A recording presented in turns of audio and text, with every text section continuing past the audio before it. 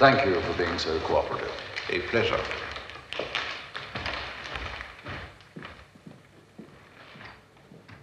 Look after Mr. Bond. See that some harm comes to him.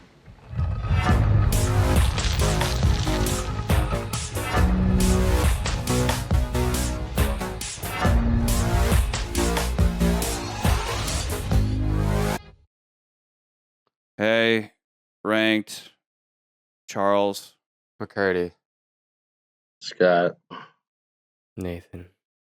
Moonraker. After the success of remaking the space plot of You Only Live Twice into the Dolphumanoid Waterworld plot of The Spy Who Loved Me, the Dolphumanoid Waterworld plot of The Spy Who Loved Me is remade back into the space plot in the form of Moonraker. Once again, the disappearance of an American space rocket puts Her Majesty the Queen's bulldog-bloodhound James Bond on the trail of the missing goods. However, this time the bad guy actually has an interesting motivation beyond the simplicity of getting paid or the oddity of wanting to fish. His Hitler-esque goal is to kill off all the ugly, short, balding, drunk, cycloptic, ginger, lesbian, homosexual, metal-armed and metal-toothed bad guys and less desirable citizens of the world and replace them with a master race of supermodels. Why International Ladies Man 007 would fight back against such a world, we'll never know. Whatever. This movie sucks. Wait, hang on. Is this the Garden of Eden? Bond looks like Adam surrounded by beautiful Eves. Oh, look, a snake. Wait a minute. Hang on. Drax is God expelling Adam Bond from paradise, righting the wrongs of mankind and washing away humanity's sins with a flood of gas, not water, gas, while preserving animals and beautiful people within an ark, not floating on boring water, but flying in the heavens like God himself. Wait, hang on. That can't be right. Drax is a man. A man who feels superior to others because of his intelligence. So much so that he believes himself justified in murdering billions, claiming something so evil to be for the greater good. Let's go back to the Eves in the garden. Bond, tempted by the fruit of their womb, faces the snake, the metaphor of Satan. Satan, aka Lucifer, aka bringer of light, who represents the capacity for reason within the duality of man. Reason which, when taken so far as to overrule our basic humanity, leads to genocide and death under the seductive guise of idealistic utopianism. Therefore, Drax is a false god, a snake that Bond banishes to the eternal darkness of space. And if Drax is the Antichrist, then JB is in fact JC, James Christ, our savior, who sacrifices a happy personal home life to save the world time and time and time again in an eternal battle of good versus evil. Literal holy fucking shit, I was so wrong. Forgive us, we know not what we've done. Moonraker is the most incredibly profound and secretly meaningful Bond film that will ever be made and must be made number one. Not only on our list, but for all lists, for all time! Charlie's gonna pass out. This message is brought to you by 7-Up. Make 7-Up yours. All that brought to you by 7-Up. So this movie's number one, right? Yeah, totally. Yeah. Mm-hmm. McCurdy, tell us about the biblical and religious history and meaning in this landmark film. At the end of The Spy Who Loved Me, audience were promised James Bond would return in For Your Eyes Only, but it was a lie. Instead, Eon decided to cash in on this other successful film that came out in 1977. Yes, you guessed it, Smokey and the Bandits. That's right, Bond's gonna be a trucker, and he's gonna stop Blofeld. I'm kidding. It was Star Wars. Only. You guys knew Star Wars. If only. Well, it's really funny you say that because Roger Moore ends up showing up in Cannonball Run, which is kind of connected to Smoking the Bandits in some ways. So, yeah.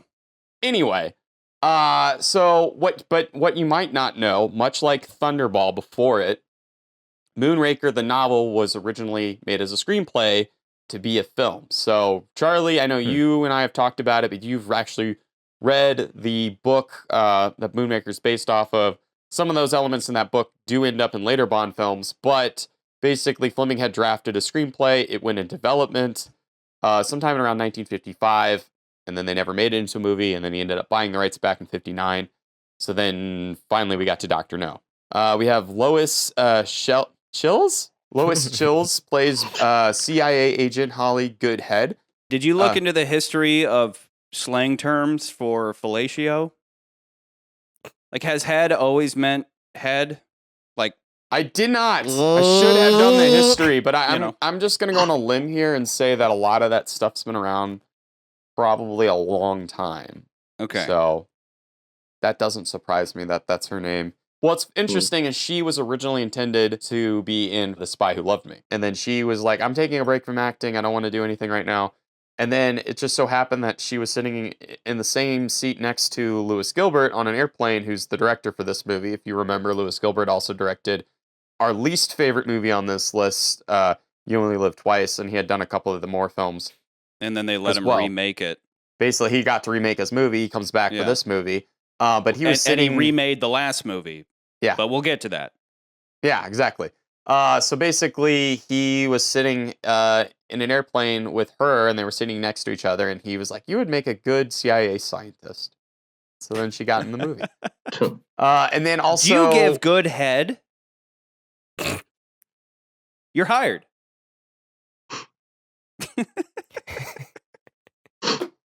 You need a crazy straw for that thing. I do. That'd be great. I think she does a decent job in this movie. There's a couple of scenes where I'm like, but overall, she exuberates some kind of confidence. But she's kind of a great balance of everything we've said about all Bond. There is spit all over my desk after that rant. Like, what is all this? Oh my god. She kind of balances out everything we've talked about Bond girl wise up until this point. You know, where it's like she's capable both physically and mentally, but Bond still rescues her and he kind of pisses her off. They don't jump right into bed. She sleeps with him because she has to at first, but then eventually she wants to. You know, she kind of has all these elements that we've been talking about from the get-go. She's not. But she doesn't shine. She doesn't. She doesn't shine. She doesn't have the. I say that objectively, and then subjectively, she's like, whatever. You know, she's decent. She's good. She's not my favorite, but she's definitely not my least favorite. So then we have Hugo Drax, who was cast originally as James Mason. You guys may or may not know James Mason. He was in the movie North by Northwest. He was also in Lolita. He was in 20,000 Leagues Under the Sea. Famous British actor. They didn't hire him because originally this movie was going to be filmed in England. But a lot of it had to do with production cost. At the time, there was really high taxation on film. So they decided we're going to film everything in France instead. So they moved most of the production to France. And doing so, they had to make an agreement with France so that they could shoot in all these really cool locations that they would hire French actors and French crew members and such. So then we got Mikel Lonsdale, who plays Hugo Drax. And he's only there basically because he had to fill this criteria. But I mean, I still think he does a fantastic job in the role. And then also, our returning favorite, Richard Kiel, returns as Jaws. And he was originally intended to be the bad guy till the very end of the film. But due to the popularity and with children writing letters to Eon Productions asking that he be a good guy because they really like that character. I don't understand this. They were That's like asking Dracula to be a good guy. Exactly. Like, get out of here, can we make him a good guy You now? shouldn't be in the theater anyway. Get the fuck out. Drink your 7-Up. Go home. And then also, fun fact, the cable car scene. The wire that he actually mounts down on the cable is actually made of licorice, even though he was still wearing his steel dentures. Did they do it so it wouldn't hurt him, or did they do it to look convincing? Does licorice look like metal? To look convincing. I mean, I don't know how else Maybe you're gonna licorice paints well. You know? I don't know. And then moving on to another person of importance is Michael G. Wilson. His name shows up in the credits, and if you've watched later Bond films, you may recognize his name. But Michael G. Wilson is Albert R. Broccoli's stepson, and he's been connected to the films up until this point in different aspects, either as like assistant and stuff, assistants, right? Or AD or a PA or whatever. But in this film, basically, because Salzman's gone now, he kind of steps up into the role of being an executive producer, and he'll be the executive producer slash producer for many of these films going on. And then, Dude, what a power move. but He's yeah. like, he's a PA, and he's like, "Hey, mom, go Yeah. f- the boss." You know what I'm saying? You know what I'm saying, mom? Pimping out his mom. But That's what I thought, right. so the craziest part about all this, Yo, to mom, me- you give him some good head. the craziest part to me about all of this is we've mentioned Batman so many times as far as relationship with Batman, either the characters or Batman, how this actor was in this movie or whatever. It just turns out that Michael G. Wilson's actual father was the first on-screen Batman in the 1940s serials. So that's a weird connection that I was like, oh, that is really bizarre. In the featurette of this film, they alluded to the possibly ILM giving them a quote for the effects for this movie because they didn't have an effects house at this time, and effects houses were kind of new, specifically with Star Wars. So, and George Lucas, as you guys know, created Industrial Light and Magic, did all the visual effects for Star Wars, and he created the company for Star Wars. And this movie is basically, we want to cash in on Star Wars. But apparently they gave him a quote that was just, they were like, that's too high of a quote. And so they were like, well, I guess we'll have to figure out how to do all this stuff ourselves. And it kind of shows. Let's just get into that. So obviously we've been leading up to this with every movie. It's been what was hot at the time.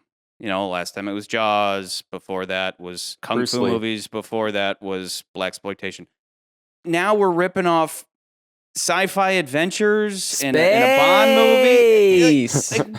Like the producers are like autistic people. They just like they're trying to understand human beings, and they're like, you walk up, you say hello, you shake hand. Like it's like they try to anticipate, or they don't try to anticipate. They try to copy these trends as if people are. I mean, okay, people are sheep, but you know, it's like, what are they buying up right now? Kung Fu. We got, you know, we make a Bond Kung Fu movie, everybody's going to come running. It's like, no, you make a Bond movie and people are just going to go see it. If what's hot right now is Bruce Lee, I don't know, just keep doing Bond and people are going to see it. Like, it's such an autistic way of approaching these things. And it's been fine in the past because it hasn't taken such precedent, but we literally have a Star Wars-esque laser battle in this. Like, it boggles the mind the way producers approach things. What was big about Star Wars? The assistant's like, it's like this really emotional tale. It has to do with family. It's like Shakespearean in a sense. Like it has all these underlying themes that we don't need to get into. Oh no, f*** all that. It's just lasers.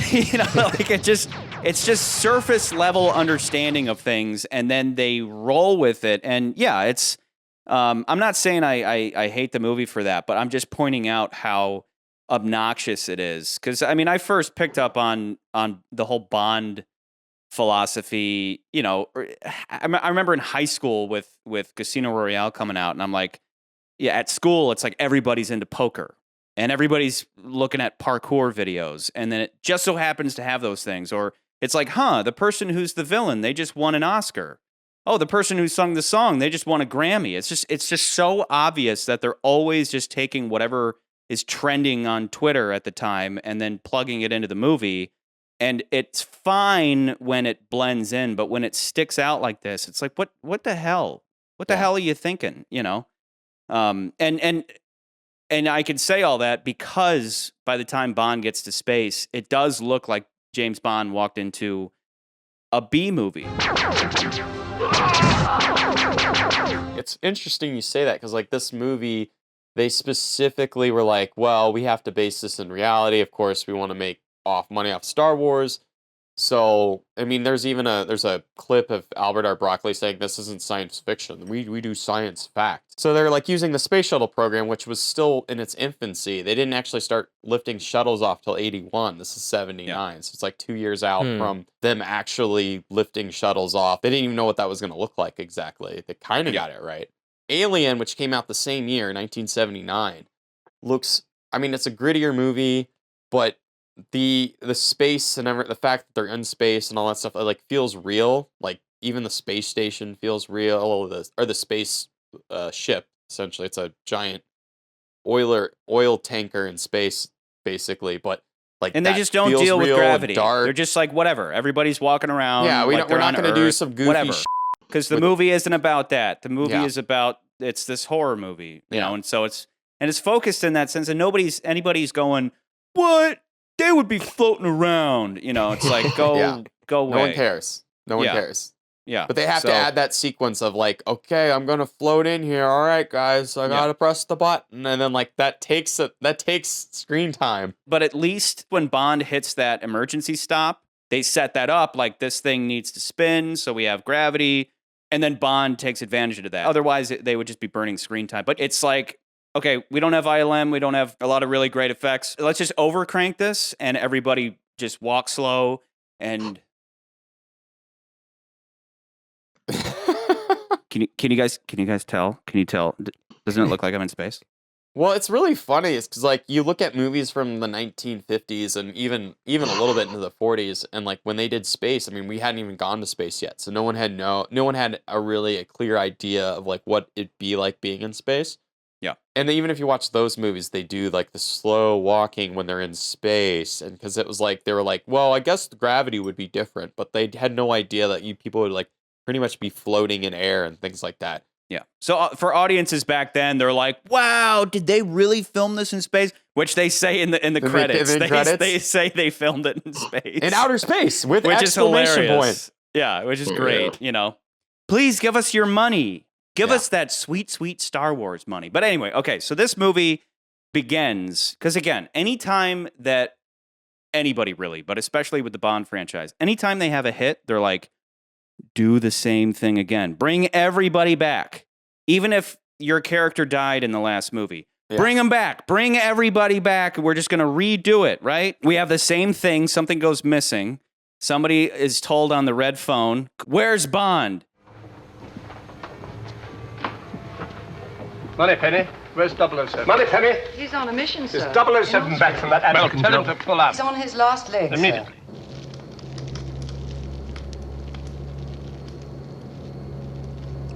It's just the same thing. And it's not bad necessarily, like, because it's still funny. He's on his last leg. He's feeling up a babe. But then they go right to, you know, in the same way that The Spy Who Loved Me had all these, you know, references to previous Bond movies. We straight up have another parachute opening, but it also is like coupled with Goldfinger. That parachute opening, though, I want to interject and say that like that's the first time they ever actually do any skydiving photography in any of the films. Again, like technology gets better as these films go on, and they had smaller cameras, and they could, you know, have these apparatuses that they could do all this cool stuff with. And so you have these guys like basically stunt guys, you know, skydiving. It's a cool sequence for sure, but it is has and I'm not it has knocking its it. moments. I'm just saying that again. Let's do the same thing again. Okay, everybody loved that parachute opening. Let's do the same thing. But then with this one, it ends with a dick in your face. Yeah. Like the whole movie opens with Jaws' dick in your face. What does that say about the rest of the movie? Right? So much Jaws. And also, they couldn't get Jaws a better stunt double, or just, you know, they were doing rear projection. Really bad. Yeah. Do his stunts, but only see him from behind. And then when you need to see Jaws, do rear projection. And they shot rear projection. So why didn't they just use that as opposed to that guy with like, they just put aluminum foil on his mouth, you know? And then thought that would work. It's weird. It would be impossible to find somebody his size that looks. But that's what I'm saying. Him. That's why they did rear stunt projection. So why didn't they just use rear projection for all of his shots? That was comically terrible. Yeah. I mean, use that same guy, but shoot him from behind. But you know, whatever. I mean, at a certain point, it's just this movie does kind of get into shameless Diamonds Are Forever territory. You know, where it's having fun, and I have a hard time really, like, I'll say right off the bat, this movie is not the bottom for me because I still laugh at it. I still have a good time, and I've never I've never hated this movie. It's just they had a hit, and then they're writing out the hit as if they can't do any wrong. And so they just do the same stuff, and they don't hold back on pigeons doing double takes, like, you know.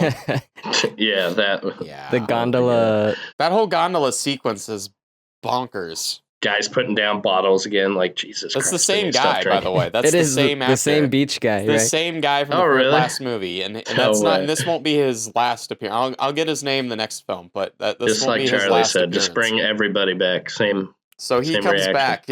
But that's the thing, right? Like we talked about. I was talking about how the Moore films kind of have. There's like 3 periods of the Moore films within themselves. So you have the first 2 movies. They're kind of connected with Sgt. Pepper.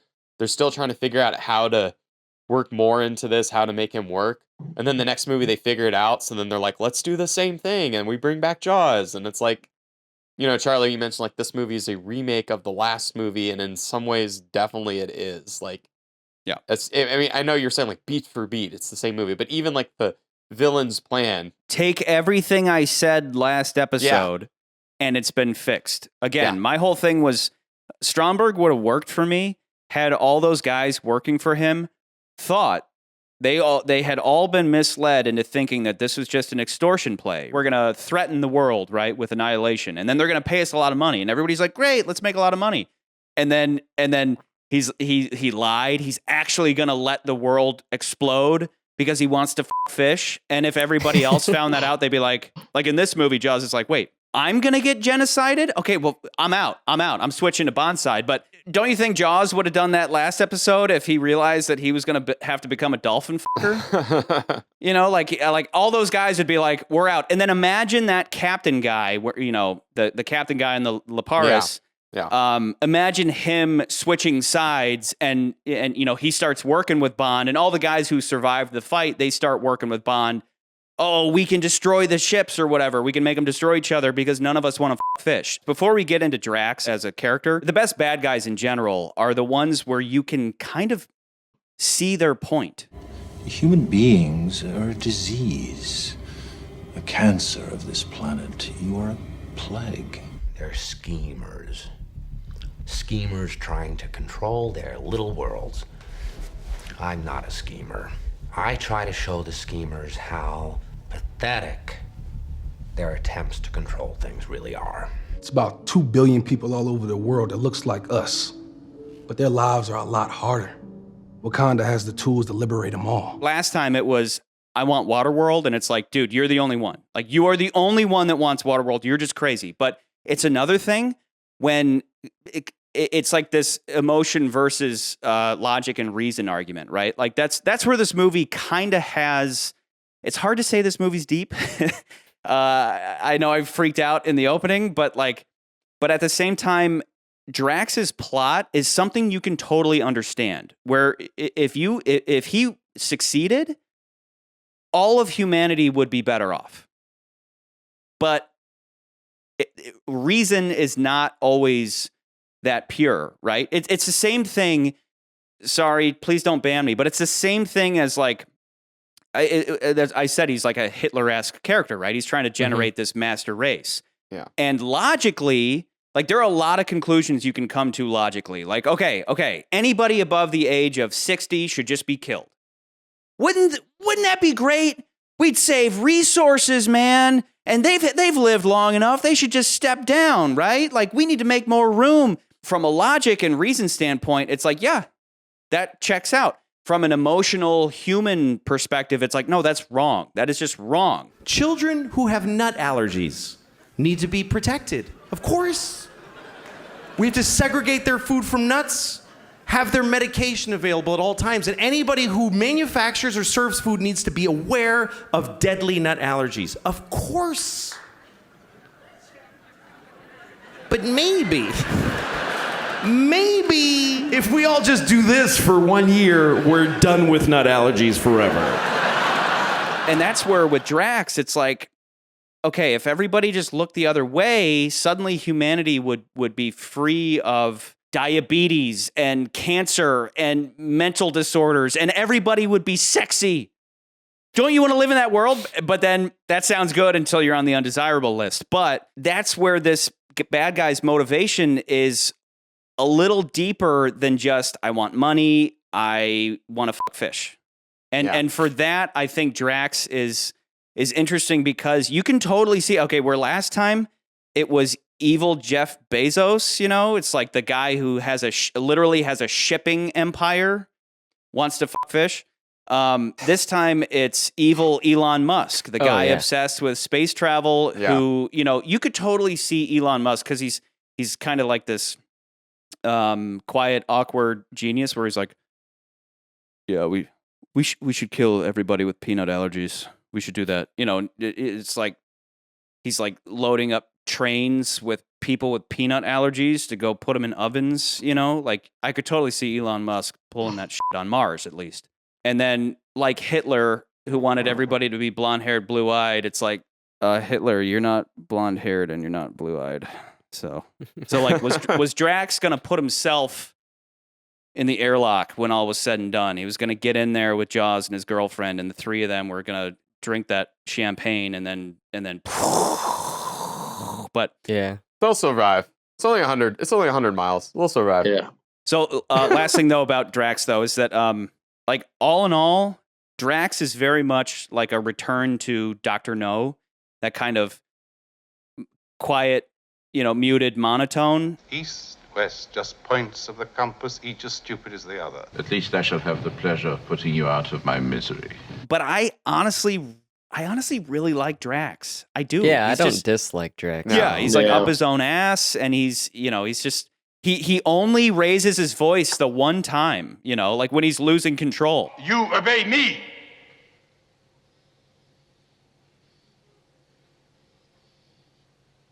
Expel them! He gets the best the good guys at least once in this movie. Pretty good, you know, where like Bond's like, they're creating this evil gas, man. And then they go to his place and it's like, oh, hello, Bond. Like, how are you doing? And they're like wearing gas masks and looking like complete buffoons. And he's just like, we've been had. But then Bond, obviously, he did the smart thing and saved some of the gas. So there are several times in previous movies where M vouches for Bond, where he's like, look, if my man says it, it's true. If it's good enough for him, it's good enough for me. And then with this, the Minister of Defense is like, on behalf of the British government, I apologize. I've never been so humiliated in my life. Your man should be taken off the assignment. Okay, I'm James Bond. Like, how many fucking times have I saved the world? You know, but like, so it's another one of those instances of M just being a cool ass motherfucker. You better take 2 weeks leave of absence, 007. You any thoughts about where you might go? I always had a hankering to go to Rio, so. I think I can recall your mentioning it. Speaking of M's office, Moneypenny is kind of supposed to be the woman that Bond would be with if he retired. You know, like she kind of represents James Bond's wife material. If his destiny wasn't to always be out there, like his destiny is to be alone. Right? His destiny is to fill that emptiness of not being married with woman after woman after woman after woman. But if he were to retire, Moneypenny's like the wife boo. Moneypenny's old as now. It's like, what do we do now that she looks like Grandma Moneypenny? And obviously, Roger Moore is very old. But at the same time, Moneypenny's like, she up there. Well, we'll get more into the age parts of Roger Moore definitely when we get to the next 3 movies, for sure. Like there's some interesting stuff in the next 3 movies, particularly with his age. Yeah. I was gonna say though, like with all the great stuff about Drax, a walker. The thing that sucks about this movie is it's like it is the jump the shark movie for me as the James Bond series goes, because this is the movie where like, oh, they put Bond in space, and then not to mention that's all like, you need to say. Like he goes to space, and you're like, oh, okay, like you guys went really far. Not to mention, I was going to also mention the fact that like we have all this product placement in this movie that's just like egregious. Bond has always had product placement, but it's usually just stuff that none of us can afford. It's the super classy stuff that they're not trying to appeal to mass audiences. They're not like, you know, Bond's eating at McDonald's and shit.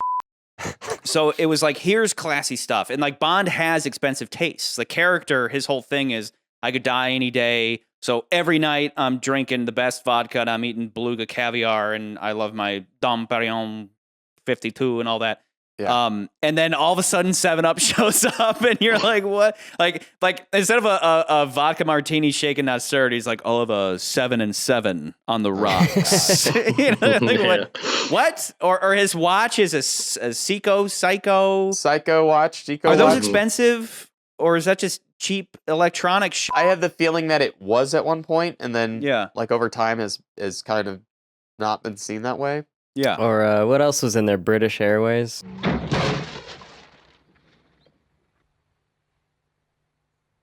Glassed in boats, and I love the fact that like in the boat sequence, man, yeah. That boat's a cool boat, but in that boat sequence, there's literally a camera shot of just him riding the boat and then the logo right behind him of the boat, so you know which boat to get when you're like, I want that boat that James Bond had in that movie. So the product placement of this movie is just outstanding. And then the other thing that really kind of bothers me about this movie is the number of music cues. And we had talked about in the last movie, they did it with Lawrence of Arabia, but this movie, you have the Magnificent Seven theme that just randomly plays as Bond is on a horse as like a spacho going to the monastery. Strangely played. Just a really weird scene. And that scene, if you remember, that scene takes place like right after the ambulance scene where Goodhead is in the ambulance and that ambulance drives off and he's like escaped the ambulance and then he just like runs after her and then we cut to him on a horse. Yeah, with two other guys. Really out of place. With like 002 and 005 or something. Like it's just like, who are these other guys that he's rolling around with?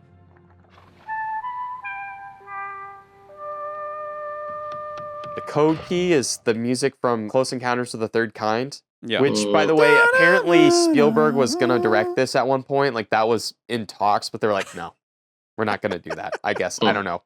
If only. If only, right? That would have been incredible. Well, it's not the first time Spielberg was going to maybe direct, right? Yeah. Like, I mean, he's always just been keep like... trying to get him, but can't. Yeah, he's too good. He's too good. We'll go back to Louis Gilbert. Go back to Louis Gilbert. He's good. He made You Only Live Twice. He's really good. And then you also does have this like, thing the first... where these pigeons, they go like this. He's really good. Let's get Gilbert back. And then you have the first 3 notes of 2001 Space Odyssey is playing during the hunting scene.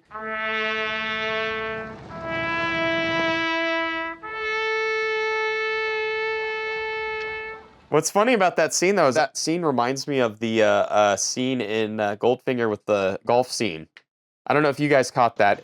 Feels that way. No, but that's interesting you say that because I think of the Thunderball shotgun scene. Yeah, I can see that too. You know, where Bond's like, oh, what's a shotgun? I've never, you know, and then subtly shows off. Like, what is this? What's a shotgun? And then... You missed, Mr. Bond. Did I? But anybody who knows anything about shotguns knows that shooting somebody with a shotgun from 100 yards isn't going to do dick. But, you know, whatever. Most people don't know that. But that was a badass ending to that scene, I think, for Drax to release the dogs to chase her down. You mean the best scene in the movie? That was very, like, perfectly villainous. Yeah. But I always feel like it's so out of place because you see that scene and it feels like it's from a different horror movie that came out in the 70s. And you have all those light leaking through the forest and the running and the dogs and everything. And I think it was like maybe one of the first steady cam sequences in any of the Bond films. So like if only the whole movie followed that tone, wouldn't that be great? Yeah. You know? But then I always remember it's like that great scene is in the same movie with Double Take Pigeon. Yeah. You know, like that's what's also weird about this movie. And just Jaws constantly fucking up, ripping off a parachute cord and a steering wheel and making ridiculous faces as he like crashes into things. And surviving everything. Just does not die. Speaking of Drax, though, he commits Charlie's #1 sin of a bad guy, which is, okay, why do you want to kill Bond? The government sent this guy to investigate. Now, it's one thing if you're going to make his death look like an accident, but him getting shot or him getting killed in a G-force simulator, that's not exactly falling down the stairs and breaking your neck. If you're going to do that, why couldn't Drax just shoot him with the shotgun he was holding? Like, if he really wants to kill him, is he worried about witnesses? Everybody there is in on the plot. It's like the same thing, again, when Largo wants to kill Bond and Fiona is smart enough to be like, if Bond had died last night as a result of your hastiness, his government would have known for certain the bombs are here. Keep Bond alive, hide the secrets from him, and then he'll f*** off eventually. But yeah, I see what you're saying. So what they needed was either they either needed Bond to discover the plot and then they have to kill him, or lame Oddjob guy, the wannabe Oddjob, needed to just take the initiative or something, even though Drax didn't want to kill him. I love the line of, "Look after Mr. Bond. See that some harm comes to him." But at the same time, it does make Drax look kind of stupid, where it's like, just entertain Bond and then get him out of there as soon as possible. Because up until that point, they have no reason to suspect Drax himself until he has his creepy assistant guy immediately try to assassinate him. In fact, Drax is operating under the cover of "Y'all lost my spacecraft." I'm honored that your government should send you on so delicate a mission.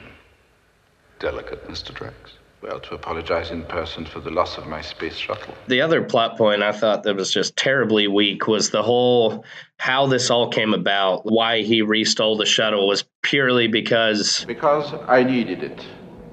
One of my own Moonrakers developed a fault during assembly.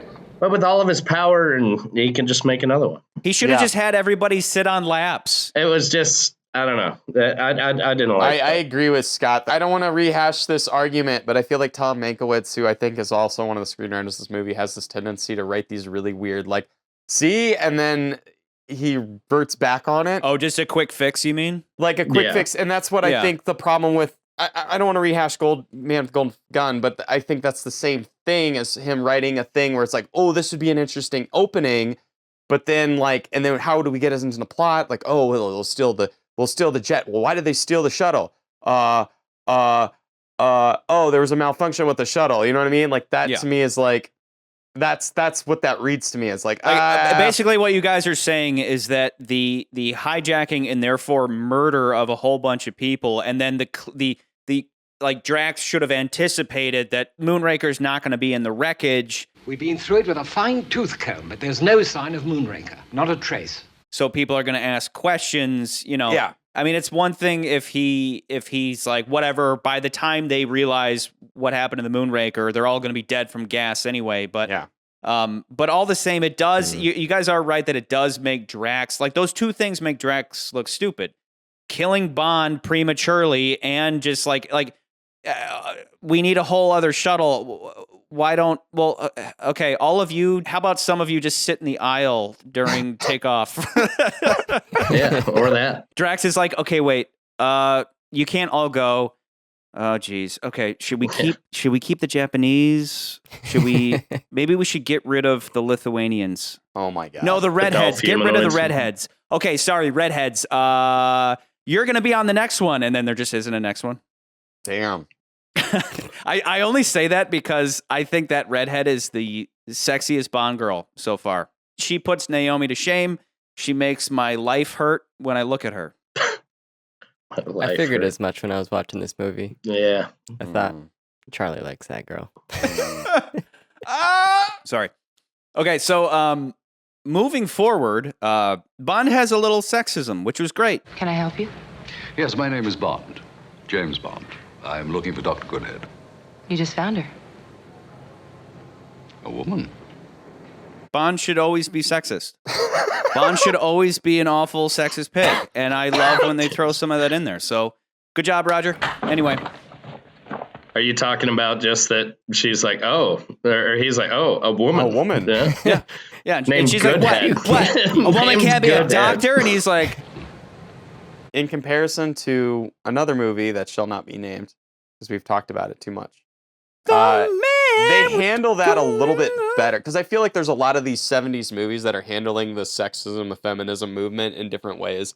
like the Enforcers with the Clint Eastwood, where they have like, oh, he has to, be with the woman cop, and the woman cop wears high heels and carries a purse everywhere, and she gets in his way, and it feels a lot like Man with the Golden Gun, where you have this character who was always getting in his way. This Shut- was we're the not argument we talking about had. the argument. I know, Shut the but fuck no, up. but it's relevant. It's relevant. It like the fact that a woman in a Bond movie is not competent goes along with the subject matter of a Bond movie, a character who really thinks that women do get in the way and he should never be forced to be teamed up with. Like when Bond is assigned to a woman, he's like, "Fuck you, M."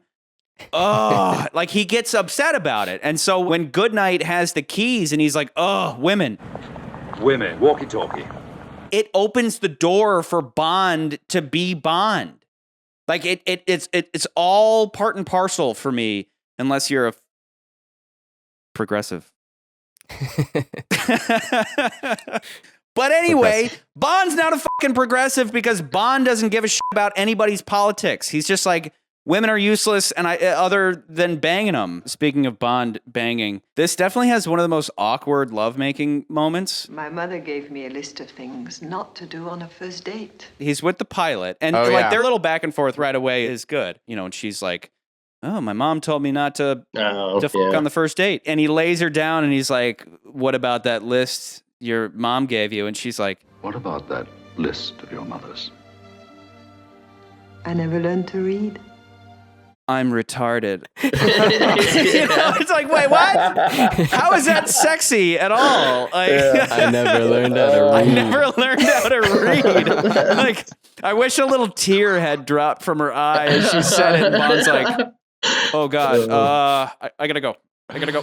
Oh my God. Yeah. On that note, though, I do really like the somewhat subtle detail of this movie where everywhere Bond goes, there's just perfect tens. Like everywhere Bond goes, everyone's a babe, and he's like, he goes why to- is everybody so hot? He goes to France and he goes to Rio de Janeiro. Like, I think both of those places are kind of, in some regard, known for having beautiful women. No, but every 'cause they're Drax employees of employee, Drax. he says at the end, he's like, "All of you have just been working as janitors in my empire." Yeah. You have all served in humble capacities in my terrestrial empire.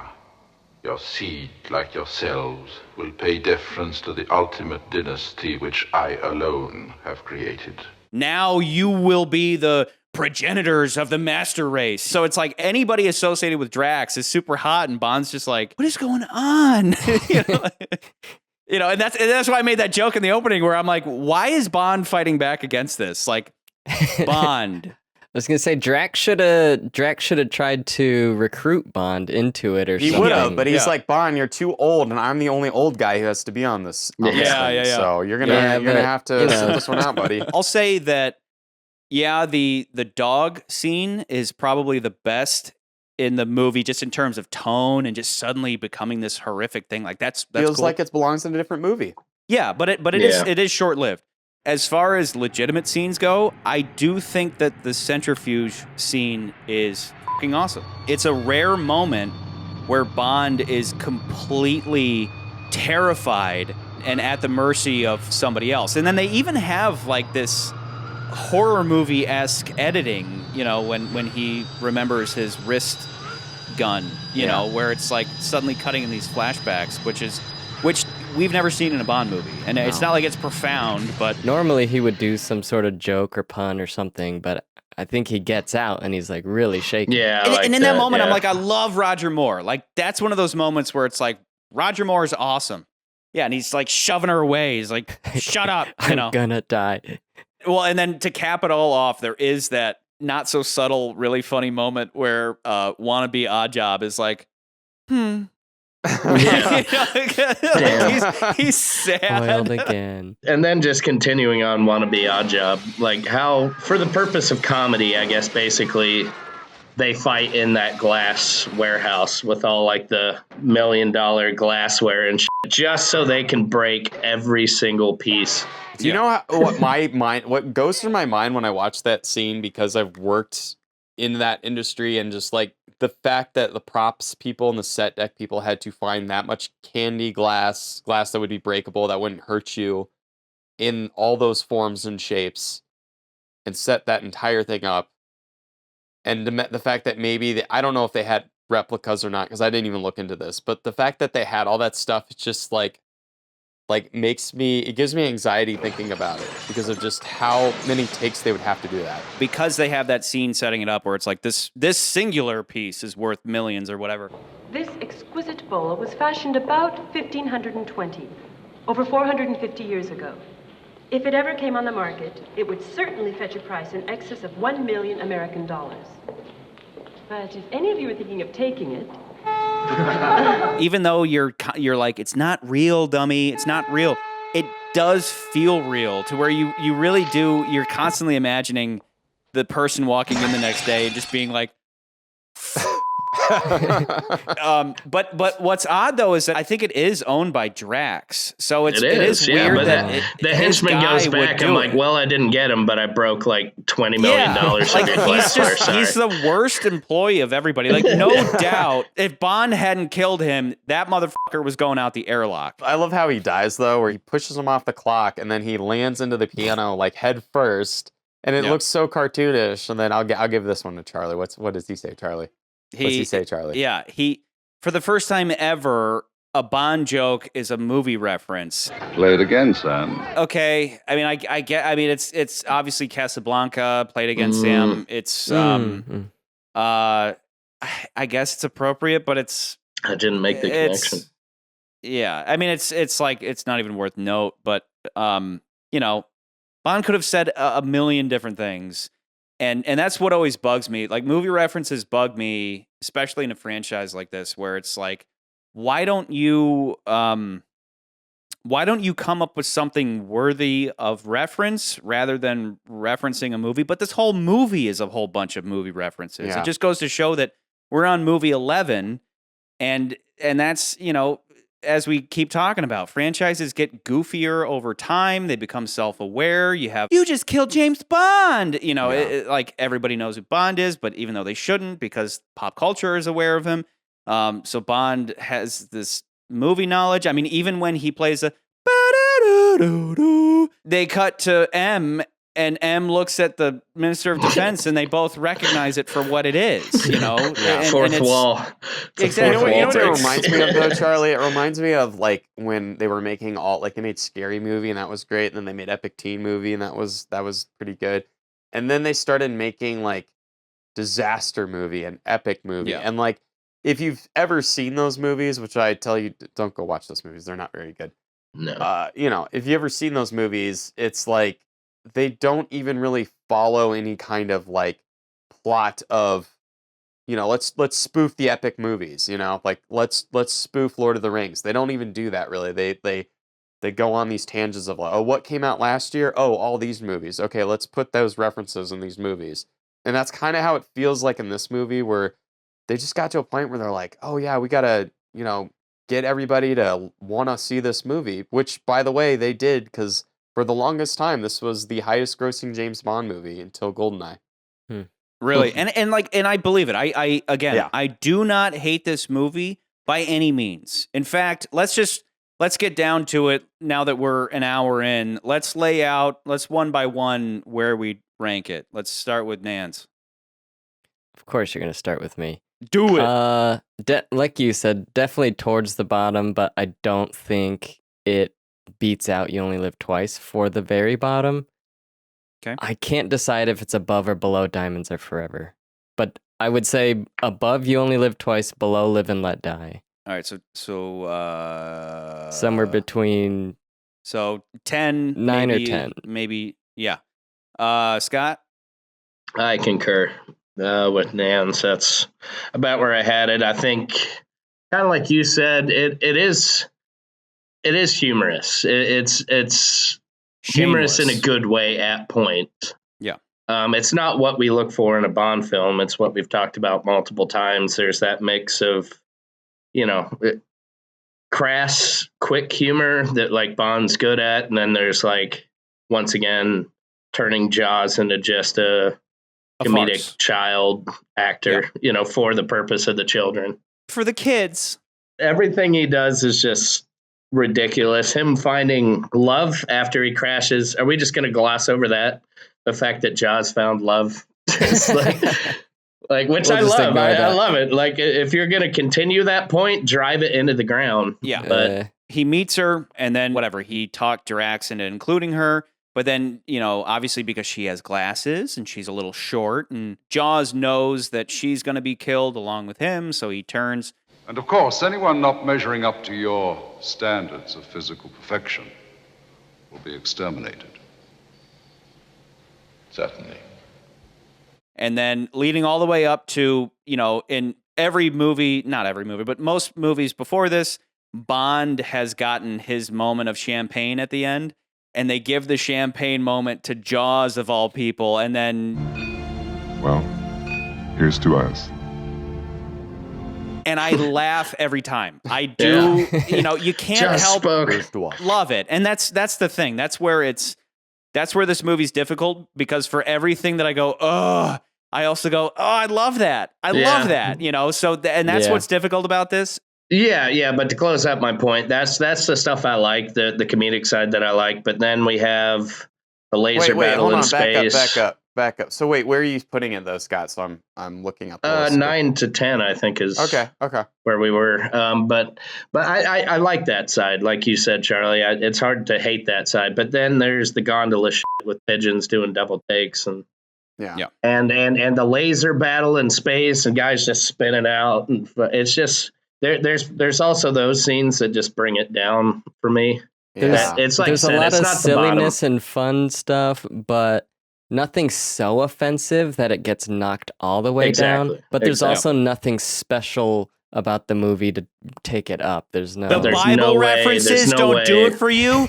This isn't the most profound and meaningful fucking movie you've ever seen in your life.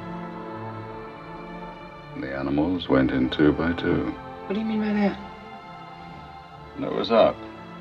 This operation.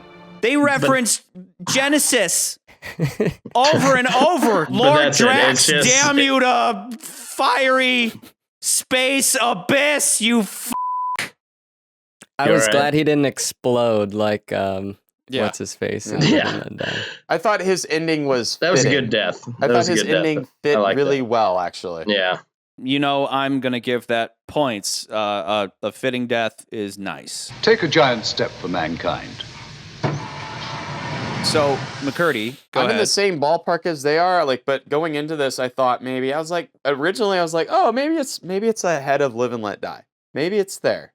But then I thought about it more and more, and I'm like, even talking about how spoofy this movie is, and how, how many references it makes, and all the silly scenes, and the fact that you have a really good scene in this movie, and then the rest of the movie doesn't meet up to it. And even though it does have Drax, you make some good points about how good Drax is in comparison to some of the other villains we've had recently. I'm like, yeah. But then I go back to thinking about some of the other things, and Diamonds Are Forever at least is a consistent movie all around. Nothing really. I mean, yeah, we have the weird moon chase, bike chase scene, and but Mr. Kid and Mr. Winter are so great. Yeah. And they work really well in that film, and I think him going through the whole diamond thing really works. But I think one of the big things for me with that movie is just the fact that how the ending is wrapped up kind of weakly, I guess. So I'm kind of in that same boat with you guys. But originally, I think I was going to put it above Diamonds Are Forever, only because I do like a lot of the spectacle in this movie. I do like Jaws. I do like the villain. But then when I think about it more, I'm like, yeah, but then it's got the silly space scene, and it's got double take pigeons, and yeah. So I kind of want to hear where Charlie goes with this, because it's kind of me saying it's either going to be 9 or it's going to be 8. One of those. I don't know. But I don't think it's You Only Live Twice. So, as we've worked through all of us, we're slowly going up. I did go ahead and throw it at number 8, below Thunderball, but above Live and Let Die.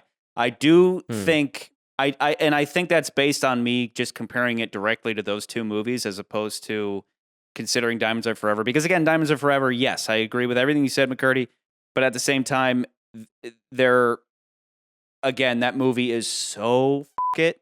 It's and that's why we elevated it from above bottom, because if you go pure, if we were to base everything off of pure goofiness, it would be the bottom. I'm not even. But the movie is so indifferent indifferent to your opinion that it doesn't give a shit. It's like Bond's like this, and then the car goes like that. You know, it's like whatever. But because they just didn't give a shit, because they were just gambling in Vegas and banging hookers and stuff, and they didn't the care. other thing about that movie is it's just very grounded, even though it's got some silly things. At least, like, nothing is like, we're not going in outer space. There's not really any science fiction in the movie other than like But just Bond going to space though doesn't offend me. Now the fact that it does look like a B movie is like whatever. It's not the worst thing. But yeah, I really don't care. Like, just saying Bond goes to space. You know, had they done it, again, take the dog scene, take the centrifuge scene and apply that to space. And not have the goofy scenes with Jaws. If they just took out the ridiculous laser battle, I think it would have worked. The laser battle, the problem with that to me is like, when I see Thunderball, at least, I know, Nans, you weren't a huge fan of the underwater photography, but with Thunderball, there was like some clarity to that whole thing, and also some like, oh wow, they had to film all this underwater. I like the underwater and we have like scene. little moments. Like there's we see little moments of like, oh, well, like the shark's coming, and then Bond comes in, he swoops in and does some Superman stuff, and like they give little vignettes to all of it. But like this is just like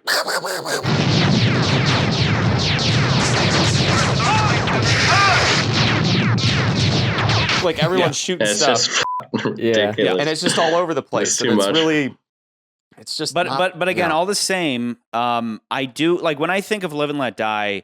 Yes, Solitaire's cool. Mr. Big he's cool. I like him, but you know, again, between his potential being squandered and also farting himself to death, I know I'm a broken record in that regard, but it's hard to get over.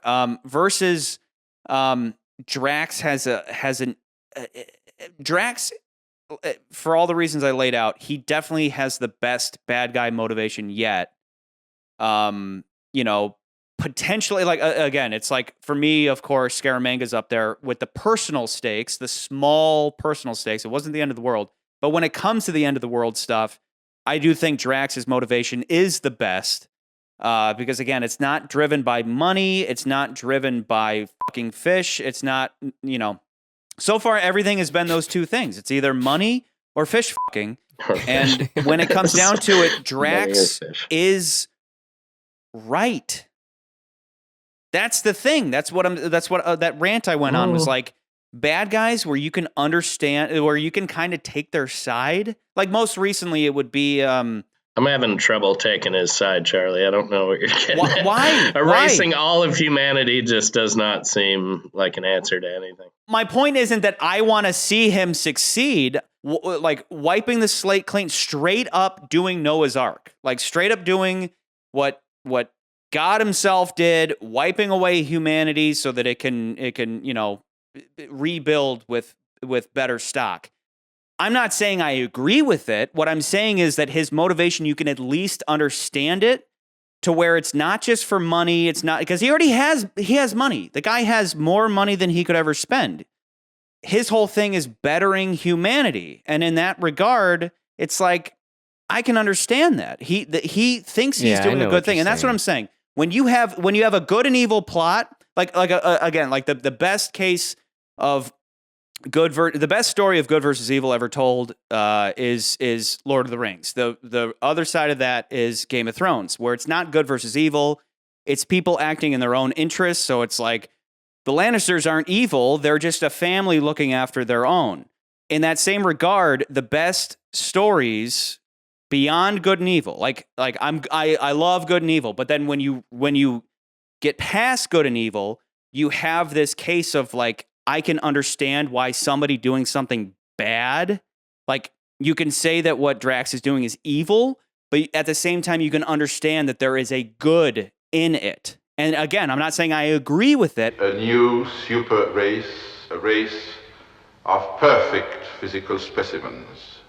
Whether you agree with it or not, it's significantly more interesting than just, oh, this guy wants money. Eugenics is actually a fabulous idea right up until you realize that you need to commit genocide in order to achieve it. So yes, it is this seductive evil. But for Drax, for a guy like him, it's this higher purpose. He legitimately believes he's saving the human race from itself by destroying the weak, as opposed to this other guy who just wanted to create Waterworld for some reason, and he had all these followers that followed him for some reason. You can believe that all these other people also believe that they're saving humanity by creating this super race, you know, and obviously it's a bad thing, but, you know, then you go walk around Walmart at 3 a.m. and you're like, oh, okay, I can see why this is such a seductive idea.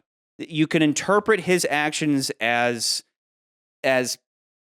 possibly being a good thing, but then it's evil, but then it's good, but then it's evil. Like, and that's where it's interesting. We agreed on that to a point in the last episode, outside of the fish fucking, which you can't get out of your mind. I mean, so. For me, it's like I get the argument. I'm not saying I don't. I do. But again, going back Same to like with looking at the McCurdy. whole movie as a whole, looking at Live and Let Die as a whole, and then looking at this movie as a whole, this movie's just so fucking bonkers that I feel like it just fits really well with Diamonds Are Forever. Yeah. Like it is. It is bonkers. It is a bonkers movie. I mean, even the fact that we had to go to space to have the climax of this movie, and the climax, the actual climax of the movie is Bond like trying to laser shoot these gas things. Oh wait, you mean when he uses the Force and turns off his targeting computer?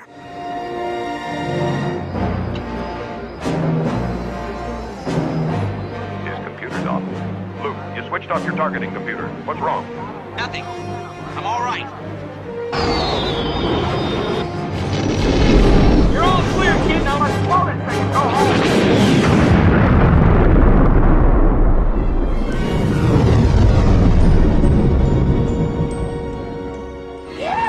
Use the Force, Bond. You never, we don't get a Force.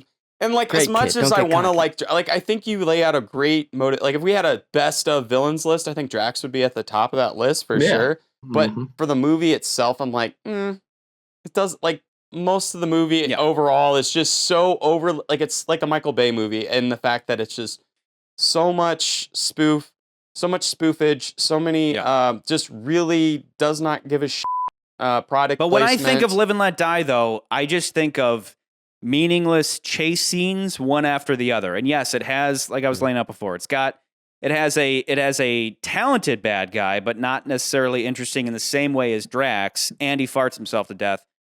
And then it has Solitaire, which was, again, enough to put it above Diamonds Are Forever, but then Moonraker is The Spy Who Loved Me, but just with a bunch of extra crap that... And I know, but you look at that crap, it's still in the movie. I know. But what I'm saying, though, is that The Spy Who Loved Me has a pretty high position on the list. This is the same movie with all the bad stuff about it in terms of bad guy motivation completely fixed. And then, it's got like the double take, it's got the goofy stuff, but like Live and Let Die is just one assassination attempt after another and one chase scene after another.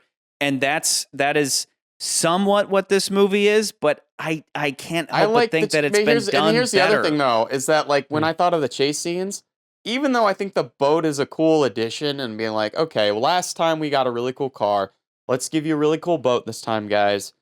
Even though there was that, I thought the boat chase sequence, even though it was super long and extended in Live and Let Die, was a much better boat chase sequence overall. Like, I loved watching that sequence play out. I think most of the chase sequences in that movie, as much as I know you complain about this movie feels like chase sequence after chase sequence, I think they're really good. Whereas this movie, it's like we were trying to go for space movie, but we ended with, here's everything that you guys like in 1978, 1979. The amount of of pointless movie references, that does pull it down for me for sure. I don't see the motivation for the henchmen in this one as much as you do.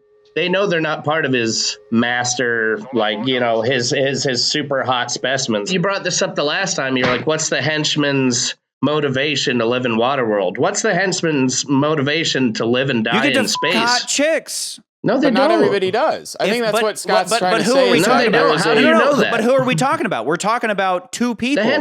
We're talking about Jaws. I'm not talking about. And we're talking about Jaws' girlfriend. Charlie, I know what he's talking about. So, like the I'm fact talking that about the gold-suited you load henchmen. up all these. Okay, so they load up. What is it? 6 space shuttles of like the best of humanity, right? Yeah. As far as looks and genes and all that. But they're the guys in the white there's also suits. Scientists and other henchmen that are in that little area in Brazil. You've got people running around with guns, and they definitely don't look like the same people. So what he's trying to say is there's other people that aren't the hot ones that are getting by these hot girls from all around the world that are working for Drax Corporation. Between the two plots, one of them involves the complete destruction of the planet. The complete destruction of the planet. The other one is killing off everybody on the planet and then repopulating with better genes. Now, I don't know, maybe there's a scene where it's like all of those guys have been chemically neutered or something, or maybe there's a deal that they won't be killed, but they just can't procreate. But either way, your life on the other side of this equation, you get to live on land and go back to some normalcy versus water world where you just fuck fish, you know? And between those two, whether or not, I mean, maybe Drax was planning on killing all those guys, but I've always seen it as those guys are part of the plan. The Italian chemists, you know, who Bond second-handedly, absent-mindedly kills because the stupid-ass scientists developing a fucking poisonous gas aren't wearing fucking gas masks themselves. But anyway, beyond that, those guys clearly weren't going to be, you know, they were just doing a job. I don't think they were aware of the whole plot of repopulating the Earth with a super race, but everybody on the space station is obviously aware of that plot. So obviously they're all just a bunch of idealistic scientists who think that they are recreating humanity for the better. So it really doesn't take a lot to put that together, as opposed to there being no advantage to living underwater, and why anybody would want to live underwater escapes me. That's just stupid, unless you're gonna fish in order to develop gills. But all the same, for a bunch of idealistic scientists, this makes sense. The human race, as you know it, will cease to exist. Then a rebirth. A new world. They think they're doing an ultimate good. They're making the ultimate sacrifice for humanity, even if that means sacrificing themselves by not procreating with the supermodels from around the world. Jaws is the one singled out as like, this guy is unaware. Because Jaws is a little thick, right? All he knows, he's just like, huh, what? Everybody else, though, I've always seen it as they're either involved or like, I don't care. Like, if Drax is planning on killing them, who cares? I mean, you can easily imagine that scene. Let's say Drax had succeeded in, you know, his whole plan succeeds, and now all that's left is to go repopulate planet Earth. And he has all his scientists together, and he's like, yes, thank you for your sacrifice. Now I just need you to make one more sacrifice. And then he just gasses all of them so that all that's left is him and all the supermodels, essentially. Either way, you don't live in Waterworld. It's such a more convincing motivation than all those only men, just the men under Stromberg's control, are gonna fish. There aren't any women. There's only Naomi, and that's it. Oh, wait, never mind, because she's fucking dead. I just want to point out, besides the argument about Drax, when I just think about both movies as a whole, I think for me, it's just Moonraker's just so outlandish and so out there. And even though you're like, yes, but it's this and that's all this stuff. And then I'm like thinking back to other Bond films. I'm like, this feels like how You Only Live Twice also feels like it's kind of going off the rails a little bit. Like you're like, okay, like we started at a place in Dr. No and even, you know, in the first From Russia with Love, where it was a much smaller type of film. It's about spies in Russia and the Cold War and getting the best of each other, and even like villains trying to best the Russians and I should say the East and the West trying to best each other. And it's just like, it feels like this movie goes off the rails. And I think like overall for me, it's like, yeah, this movie just really feels like it jumps jumps the shark in that regard. You know what I mean? But like when I think about every little bit of this movie and compared to Live and Let Die, I'm like, yeah. I mean, Live and Let Die has the sheriff and it is obnoxious, but the sheriff kind of fits with the overarching idea of the film and every little bit of it. Well, you and I are definitely not against the sheriff. My whole thing is that we love the sheriff. We love the sheriff. One element is not going to kill a movie. Like just because they have a stupid ass pigeon do this, film overall, doesn't I think ruin all the elements movie. in Live and Let Die really work together very well. Where I think all the elements in this movie don't fit very well together. I mean, we even point out they have a really good scene in this movie that is shot really well, and I question if Lewis Gilbert even filmed that scene. And then you see the rest of the movie, and you're like, we have the really cheap, pigeon thing. We have an obnoxious, Q vehicle in the film that's like, last film we had this really cool underwater car. This film we have a gondola that goes on to land because it's just so Bond can escape, even though it's already a boat. Everything you say about the car plane, like it's just a sight gag, that's where everything you've said about that's where I go, this is just a sight gag. Like just purely. It is. No, it definitely is. But sight gag. That's something that, and actually it's funny you say that because like even when they were making the movie, apparently they didn't even tell people they were doing this. And so Roger Moore is literally just driving this vehicle through Vienna and people are looking at him like, what the is going on? Yeah. And that was actually legitimate people's reactions is like, what is he doing? Like what is going on? Yeah. Like that, but that's the thing. It's like, yeah, it's a comedic thing. Legitimate. They didn't Whereas tell like, that at least pigeon. like the comedy, I don't know. Again, like I just think the comedy in Live and Let Die all fits. And it's also kind of like, there's a little bit more dread. There's a little bit more darkness in Live and Let Die that I kind of can get behind. This movie doesn't kind of has that, has in that one fucking scene that we're all agreeing it's like it's the best scene in this movie by far. We also agreed at the time that Live and Let Die, the best assassin group was the funeral marching group since the Three Blind Mice. Yes. We said they were the best assassins to that point. Oh, they still are. And I still think they are. They still are. I want to bring up to that point though that I love the coffin knife thrower guy. Yeah. Why? He's like he has all these great knives. He almost throws it and he misses and then he dies. Why did he throw it at the gondola guy oh. first? Yeah, that just brings up the whole like, what is Drax trying to do with Bond? Kill him or not? Because just give that guy a gun. And they had a guy with a gun, and instead they used, and that's the thing. This is where it's, we've been in this world for a little bit where you have all these zany assassins, right? Who, it kind of all started with Poison String Assassin guy, who is the shit, but he kind of fit within Japanese culture. Yeah. With this now, it's like, what crazy stuff can we come up with? And honestly, like, let's go through the assassination scenes. Centrifuge. Guy in the tree, and that's kind of a cool scene for Bond. Knife throwing guy, coffin knife / gondola thing. Yeah. Wannabe odd job again. Yeah. Who comes at him with a stick? A bamboo stick. He's He's in a full kendo outfit, which is just used for practicing. So that whole thing is just lame, and I get that it's for the comedy of breaking the glass, but just shoot him in the fucking face. But anyway, so and that's what I mean. Everything I said about Live and Let Die also applies to this, where it's like, if you want Bond dead, and because you don't have a reason to keep him alive, even though they have a clear reason to keep Bond alive, to just like pretend like everything's normal and Bond will eventually f*** off. But instead, they keep trying to kill him, and Drax even says, "You defy all my attempts to plan an amusing death for you." But at a certain point, just shoot him in the face, and then by the time you're put on murder charges, you'll have gassed the entire fucking planet, and everybody investigating you will be dead anyway. And for the millionth time, I'm not trying to be Scott Evil, just saying, shoot him in the face so that we can roll credits.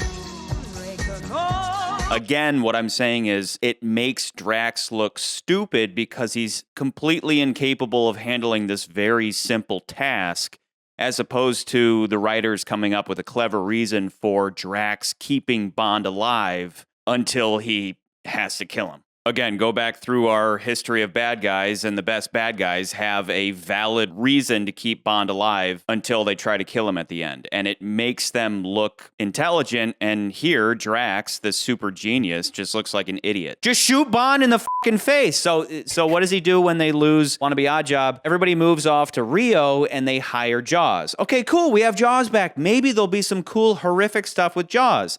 And then we get to the sequel to the Egypt scene from The Spy Who Loved Me. Yeah. Where it's the exact same scene. It's right in the middle of the movie and it makes no goddamn sense whatsoever. So let's just run through it. Bond goes to an observatory so he can look at an airfield.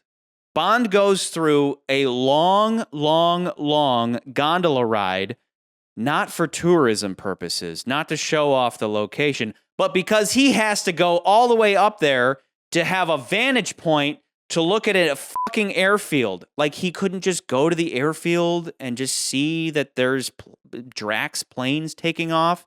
So Bond goes to the top of this mountain, and he just so happens to run into Goodhead. Then on the way down, Jaws shows up again. Just to show off Jaws, physically stops the gondola, even though he has a guy take over the controls.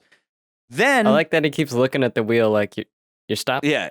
It's like a you're not funny gonna go, little right? thing, Yeah. but it doesn't make any fucking sense. And then he bites that one cable, and you're like, oh, cool. He's going to bite the licorice cable, and the gondola is going to fall and crash, and like, how's Bond going to get out of this? But then him biting the cable does nothing. So then Jaws gets on the other gondola, and his operator guy is going to like stop them next to each other, and arbitrarily Bond's like, it's better to be outside of the gondola than inside of it, which doesn't make sense, just so they can have a fight. But then at that point, why does James Bond not have his fucking Walther? And he can just shoot Jaws in the face. Like, Do why? we see his Walther at all in this movie? No, actually. Like, I can't remember when he shoots a gun at all, except for the Just wrist the thing. wrist thing, the Spider-Man web shooter. It's activated by nerve impulses from the wrist muscles. Like this? Walther pulled their ad money. Walther wasn't paying them advertisement money anymore, so they moved to psycho wrist. I want to stop one shooters. quick second just to say that when they did that gondola scene, the guy who was James Bond in the scene for the stunt actually almost slipped and died. And they have the footage of it. You can find it online, but he slips and he almost falls. He catches himself, and then they had to call cut. That same guy, if you remember in On Her Majesty's Secret Service, was the same guy who was also doing the hook thing as Bond is trying to escape down the cable cars. Oh, wow. So I just thought that was crazy that it's like the same dude who did Same the cable car stunt thing. almost Get the died cable doing car another guy. cable guy. Yeah, He's exactly. really good with cables. Charlie, you telling me all this is not selling me on this movie as being higher than Okay. Just, let me, as usual, let me throw out there, like, it's Moonraker. I really don't care if Live and Let Die is above it, because I love Live and Let Die. I really like Moonraker, regardless of its complete stupidity. But again, broken record over here. I'm always like the bad guy motivation is the story, and so that's the stuff that always does it for me.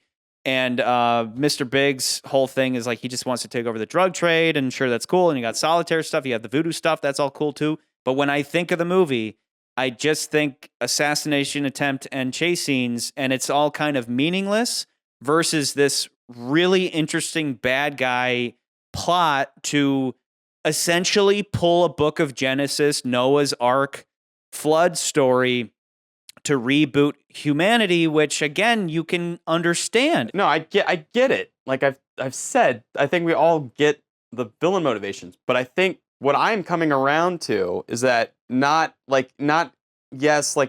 I understand story matters, but part of that problem in the Bond films as a whole is that Bond really never changes, and he only changes maybe once or twice in the franchise as a whole. And yes, there's other movies that do a better job of this. I'm the guy who said Bond never changes. Yeah. Yeah, right. Like Bond, for the most part, by the beginning of the movie, he's a misogynist who likes to f women and, kills bad guys who are megalomaniacs. And then at the end of the movie, he's the exact same guy. Nothing really changes with him. And so I'm like, yeah, I get he's a cool villain.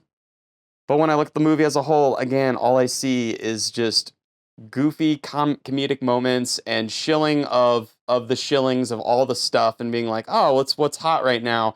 And I don't see a movie that was like, let's be a good movie first, instead of being a business. You know what I mean? And I get all that. Like we talk about the producer side of it. You're not wrong about all of that. And so like I agree with you about the Drax stuff. And like we said before in other movies, it's like, dude, had they done the Drax thing, but with the dog scene being like the whole movie, and like, we took all the goofy shit out of the movie and like made it serious, like it might have been a fucking awesome movie, and I could have totally buy and like do some like Ad Astra type stuff with Moonraker instead of it being like, yeah, it's the shuttles. But this is why every movie since Diamonds, I've been saying try to not focus on the goofy, because otherwise our list is just serious to goofy. And that's boring. That's a really boring list, because some people like the goofy, and honestly, I really do with certain things. When stuff goes like driving Gondola, that was so pointless. That was only done so that they could redo the scene of driving out of the ocean and everybody freaking out. It's like, everybody loved that before. Let's do it again. What's something wacky in Venice? Oh, how about a gondola suddenly springs wheels really and is driving around? Yeah, and so all in all, it's like they really do things because, back in the day, they're considering an audience and they're trying to recreate things that worked before. It's yes, the goofiness has weight in a negative way, but at the same time, we're fighting for a position towards the bottom of the list. So all the movies down here are goofy. I'm trying to assess the underlying story in each of these films rather than just tally up the goofy and subtract that from the total.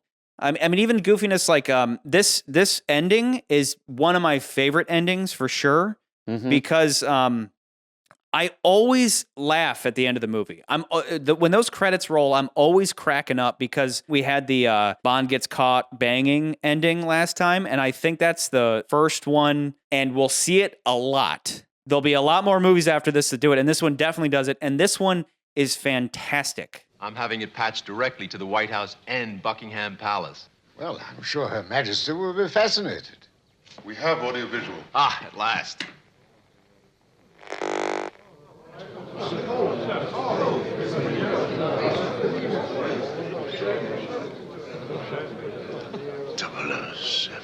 My God, what's Bond doing? I think he's attempting re-entry, sir. Brilliant cue line, followed up immediately by that look that Bond gives, where Bond's like, yeah, and then the song kicks in, and then they, take me around the world one more time, and they shoot off into the horizon. The ending is my favorite ending for Roger Moore as of now. My favorite Sean Connery ending by far is Thunderball. You think they're just gonna have sex on a boat again, and then they take off. They like take off like a rocket into the sky. Yeah. That's so Bond and cool and fun. This one though is so Roger Moore, where it's he gets the girl and they have zero gravity sex. Is it easier for old Roger Moore to keep it up in zero G? We've talked numerous times about how intention matters, right? These movies are not to be taken ever since Live and Let Die, ever since Diamonds Are Forever, but with Roger Moore, ever since Live and Let Die, they're not to be taken completely seriously. 99% of Bond is goofy. Like, it is a fantastical, ridiculous world. Again, I bring it up again 100th time, but the double take pigeon or just the gondola in itself, and you have to tell somebody these are in the same movie, it's very, very, very, very jarring. Like, you're a broken record with like, the slide whistle. Consistent. Oh, is there a slide whistle? Like, the slide whistle does not ruin. The pigeon is the slide whistle of this movie. And that's what I'm saying. Just because they cut to the pigeon doesn't mean the whole fucking movie's garbage. It's not but there's great, a lot more than just the pigeon. Because then I'll just go. I mean, like, when it comes to Mr. Big farting himself to death, that is the bad guy's death. That's a very important thing, and that's where they decided to slide whistle. With the bad guy's death, it's important. Don't do the slide whistle treatment on that.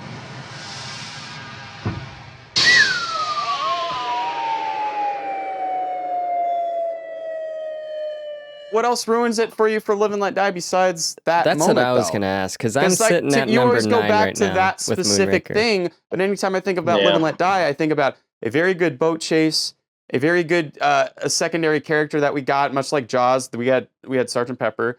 I think all of the voodoo stuff is very interesting and really well thought out, and it kind of adds a little bit of mysticism to the Bond franchise that we kind of question. We're like, is this real or is this not real? But it adds to the villain's motivation because he's like very invested in that thought of voodoo. Like I said, you had Solitaire, I thought was a very great Bond girl. Yeah. You have the funeral killing scene. I think the setup and payoff for that is really well executed. But then you always go back to the fart scene, and I'm like, that doesn't to me ruin the entire movie. I think just all of those scenes in itself, it's a very solid movie in that it presents like, let's do Bond versus black culture at this point in time in this period, as far as blaxploitation, whatever it does. And they throw Bond in this blaxploitation film. And I think it really works really well. Even the fact the stakes kind of match that type of film of that time, where it's, he's fighting a drug lord, he's not fighting, a megalomaniac, and yeah, it's just for money, but it's done in a very clever way. And I think also, we've also talked about Yusuf acting, or was it Yasset? I'm forgetting his name off Mr. the top Big. of my head. But his acting in that role is incredible. Like he holds a lot of that part of the film. Not to mention we have a lot, not just one, but multiple, a henchman in that movie that we all like. Like, you have Teehee with the arm, you have Mr. Whisper, who's kind of funny because he's like, and it's funny. Yeah, there's goofy moments with Whisper, but it's funny and it kind of works within the context of those characters. But the goofiness and the outlandishness in Moonraker just is it's so over the top in some parts. In other parts, it's like really, it's like Lewis Gilbert could not decide directionally wise, do I want to make this like Diamonds Are Forever, where every moment we do not give a shit about, or am I trying to make a movie that is at least grounded? Live and Let Die to me at least tries to do that a lot more, and at least tries to function within that world, whereas this movie is like, we got to do a thing to get the audience to buy this product. We got to do a thing that's going to be funny in this moment, instead of trying to just be a decent movie. Like, do you understand where I'm going with that? Where it's like, one feels more like a producer being like, we got to shill. The other feels like a movie being like, let's try to say something here and actually try to like, at least try. I know we're trying to sell like action movie essentially, but like, let's try to do something interesting with this one. After the last one, we didn't really care that much, but let's try this time. Are we all in agreement though that like right now, is everybody in agreement that Moonraker's either going to be number 8 or number 9? Yes. I'm sitting at 9. Below Live and Let Die. Okay, so everybody agrees it trumps Diamonds Are Forever, and it's not reaching Thunderball depth. But so yeah, it's either going to be Moonraker or Live and Let Die. It's everybody's favorite hedge is always like, I don't care, but legitimately, like I do have such an affection for Live and Let Die so far as the it even just when it comes to just thinking of the look, thinking of the just like the fun supernatural voodoo stuff and Solitaire. And we didn't even talk about the score. And yes, the henchman stuff the and all score that. Of that movie. Yeah, but all the same. I don't know. Scores don't mean shit to me. They really don't. The songs and the score are cherries on top, but they don't weigh in on my decisions on this shit. Do they? They really don't. I think the other big point that's a down factor for me, even though I enjoy it in its own way, it just doesn't feel like, I don't know, the normal Bond henchman dynamic is just how they made Jaws just a comedic relief factor.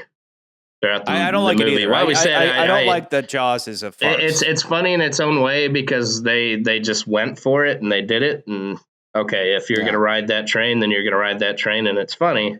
But it's just not what a main henchman should be. From going from Jaws and the previous one, just this oversized, terrifying human being to just constantly fucking up left and right. Was it apparently he's invincible? Like him surviving something crazy once or twice. Okay, he's really strong. And then this movie, it's like, thing after thing after thing. He's like, okay, he's he invincible. survives re-entry into Literally, the atmosphere. Bond's like, he'll He's be like, fine. oh, It's like 100 miles. It's like, only 100 miles. He'll survive. He'll survive. Don't worry, they'll make it. It's only 100 miles to Earth. Colonel Scott reports picking up 2 survivors from the space station. A tall man and a short blonde woman. There's no point in this film where Jaws feels threatening. Like, the only point to where he got close to doing his biting on that one girl in Rio. Who he should have killed! If he had killed her, that would have changed the movie for me. Any other movie, they would have killed her. And they pull him away, and as powerful as he is, he just goes, F it, I'm just going to start partying. And then just starts... Party boy. He rips off his pants to reveal a silver thong. And he... You know what's funny is you say that is that when I went back to watch this movie, I honestly thought in my head, I'm like, oh yeah, he kills the girl in the movie. And I'm literally thinking in my head, I'm like, I know the end of the movie, he becomes the good guy, and I think he kills that girl. Why does this movie make him a good guy? And then I forgot, like, oh, they probably changed that because they wanted to make him a good guy. Characters like her always get a death sentence, and they should. Obviously, she was supposed to die there originally because that's the last time we see her in the film. The fact that she was not in the rest of the script is proof of that. He should have killed her and danced with her corpse. It's definitely a weak point, though, for sure. When it comes down to it, Jaws, who is a terrifying tour de force, is turned into a farce. Bond shoots one guy with a gun, but it's really not obvious in the same way that when he kills Stromberg, it's like to his fucking face. And we have all this Star Wars action. So clearly, this particular Bond movie was targeted towards children. And so the whole movie, you're just like, Jaws isn't threatening. He's just going to do something stupid again. He's become the childhood, bunch of children being like, we love Frankenstein, we love Dracula, he's the best. But, like, you guys, Frankenstein's monster and Dracula kill people. They murder people. They're supposed to be scary, but we love them. They're so cute. Like Charlie said, it's fun to a point, but that's just, there's no threatening Bond henchman in this whole goddamn thing. You mean Wannabe Oddjob isn't terrifying? No, he's not either. He's just, it's like Dan said, he comes at him in a kendo suit with a bamboo stick. You know what's also sad? What's also sad is Jaws' intro in this film. Even though we have, his balls coming into frame in the beginning of the movie, but his intro when he's like literally, yeah, if we get that guy. You have someone in mind? Oh yes, well, if you can get him, of course. And then we cut to him at the airport, and then he comes, and it's the whole scene's played for laughs. It's just like he comes in and he shows his teeth, and you're like, oh, it's Jaws. Great, Jaws is back. I do like how they keep smiling at each other. Yeah. Between the two bad guys, between Mr. Big and Drax, they do have, if you go back and listen to that episode, Live and Let Die, if you analyze both these bad guys, like I said, both of them commit my greatest sin, which is they don't have a natural reason to keep Bond alive. So what ends up happening is the two of them just keep trying to kill Bond, and they end up just looking stupid. When a bad guy doesn't have a reason to keep Bond alive, and they continue time after again to fail to kill him, the plot comes across as contrived because, and at least with this movie, it's they do kind of mix it up with a whole bunch of assassins. We already went through all of them. The only one we skipped was the stretcher assassins, just like these guys who happen to show up out of nowhere as if they were anticipating that Jaws was going to completely botch his kill. But overall, the assassins really aren't that great. I think Knife Guy is... He had potential. That whole sequence is weak. Stretcher guys are kind of whatever. Wannabe Oddjob is just so awful. Just everything he does is awful. So I think that would be my hook. Then that's where I would go. Okay, I can see that on that alone. Even though I think Drax is a significantly better bad guy than really any bad guy, as you keep saying, McCurdy, the film as a whole. Yeah, motivation-wise. The film as a whole. Again, like I said, I agree with you as far as what you're saying with Drax. Like, that totally checks with me. It totally tracks. I'm like, yeah, that makes a lot of sense. that's great. But you put the element of the villain in this movie, it's there's left more to be desired that's not there. And like like that's where I'm gonna harp on a lot more is that like, yeah, you have one really great element that you're gonna say like, oh yeah, this is so great, this is so great. And I'm like, look at the whole movie, guys. Like, look at every single scene in that movie. How does the whole movie fit together? Well, go back and watch the Man with the Golden Gun episode where you're putting so much weight on Scaramanga. I'm like, yeah, because he's awesome. Because he was in Lord of the Rings, and that's all I care about. I saw Lord of the Rings when I was 12 years old, and now any movie that has anybody that had anybody from Lord of the Rings in it is the best movie ever, and I don't care what you say. Because that's how I make decisions in my life. I knew it. I knew it. That's you heard it here. Hey, I still love Drax you, bro. in Fellowship of the Ring? Was he? Is he? No, therefore this movie sucks. Was Sean Connery in Lord of the Rings? No, he was supposed to be Gandalf, but when that didn't happen, every Sean Connery movie sucks because it's not Lord of the Rings. Hey, I can't wait till we get to the next movie that has not just one, but two alumni from Game of Thrones. Yeah. You can say that right for on. the next movie. Okay, so I will say, though, on the note of The Man with the Golden Gun, where you, McCurdy, embarrass yourself by being all pissed off that the Solex never came into the plot again. Where do these lasers come from, McCurdy? If not from the Solex? How did they suddenly make lasers that are blue? McCurdy, explain that. I like how in Q branch the guy's got like grenade balls, and then some dude just has a laser gun. Like, they're bolas, Nans. Balls, Q. Bolus 007. Balls. Exploding balls and then a laser gun. I think my favorite weird moment in that whole sequence is the Kung Fu monks. Because he Bond just opens up this door and these two monks are fighting. And he even does like the... after he throws the guy. Okay, I have a... I will say, I do think that the real hero of this movie, though, is Ken Adam. I do think that maybe in the past I didn't think too much about this movie's production design, but that hat you're wearing, McCurdy, that yellow, is throughout this whole movie. And not that really means anything. It's just a color that they landed on, and then that dictated the look of the whole film. But that's how I felt about Diamonds Are Forever, as far as it being very brown and very yellow. But you said that in a negative way. With this, it's like that yellow is throughout, like that gold. But it's like you could say it's the color of piss, but it's also the color of gold. Yeah, and it is not that automatically means good, but overall, Ken Adam really rocked. I mean, even just like the Mayan fortress with all the TV screens and everything, like he really had a good time. I thought the production design of this movie was That's really the one sequence in the movie where I felt like they kind of leaned in a little bit to Star Wars, because the fact that like they take off from like this it looks like the Rebel forest, base. kind of like how Yavin 4 in Star Wars is that.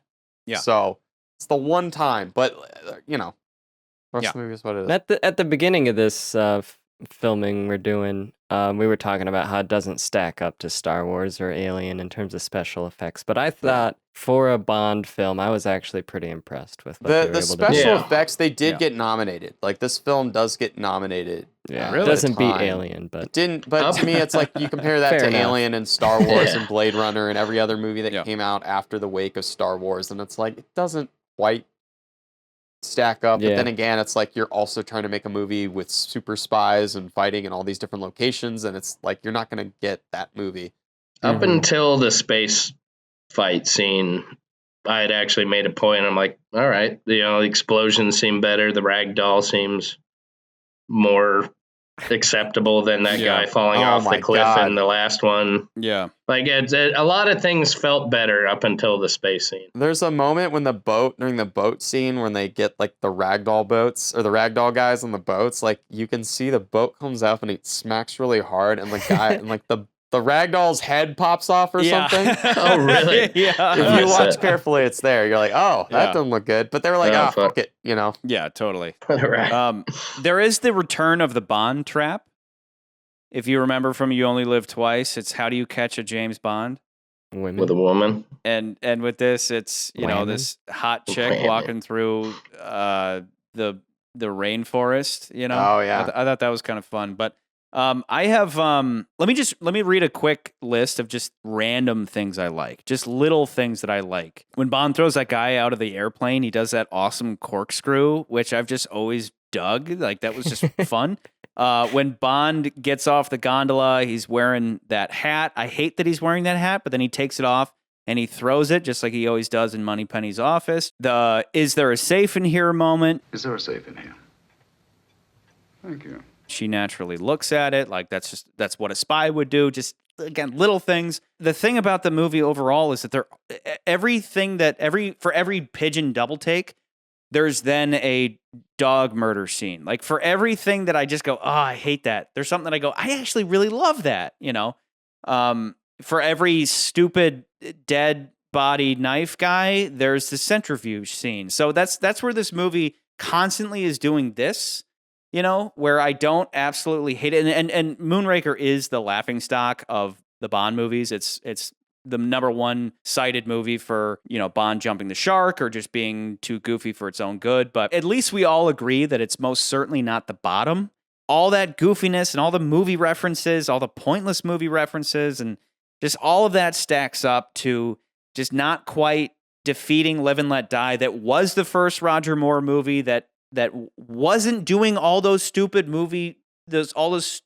pointless movie references because it was trying to be its own thing. It was trying to just be a Bond movie, and it wasn't trying to be Star Wars. It wasn't trying to be 2001: A Space Odyssey. It wasn't trying to be Close Encounters of the Third Kind. It was just trying to be its own Bond movie, regardless of blaxploitation. It was just trying to be its own goddamn Bond movie. So, plus, it still has Solitaire, which is still probably our best Bond girl. So then that was our hook. But and it had all these henchmen. It didn't turn the henchmen into complete farces like Jaws. So for all those reasons, we're locking in Moonraker at number 9. So we are at, once again, goddamn Goldfinger, we're coming for you. You're not always going to be at the top. We're coming for you. But for now, Goldfinger number 1, From Russia with Love number 2, The Spy Who Loved Me number 3, The Man with the Golden Gun number 4, Dr. No number 5, On Her Majesty's Secret Service number 6, number 7, Thunderball, number 8, Live and Let Die. Welcome, Moonraker, to not being at the bottom at number 9. Diamonds Are Forever number 10, You Only Live Twice, still at the bottom, you embarrassment. You stupid piece of movie. How dare you be racist towards Japanese people? Anyway, even though he doesn't need to be in that opening, like, why is Jaws on that airplane? He just shows up. It just shows up. Like, regardless of stupid ass kids requesting that Jaws be a good guy, or Jaws being goofy in the last movie, or Jaws being goofy in this movie, Jaws is still awesome. Yep. Definitely an interesting character. Yep. Yeah. He's a big ass dude who, when you kick him in the balls, it sounds like you're sounds like a steel building is collapsing. But he, regardless, he's a big ass dude with teeth. And as much as I wish those teeth were constantly covered in blood, he's still awesome. And he does legitimately make me laugh in this movie. And for that, we honor him. So raise a 7-up. Yeah. Raise a 7-up to Richard. To Richard. To Richard Kiel. To Richard. To Richard.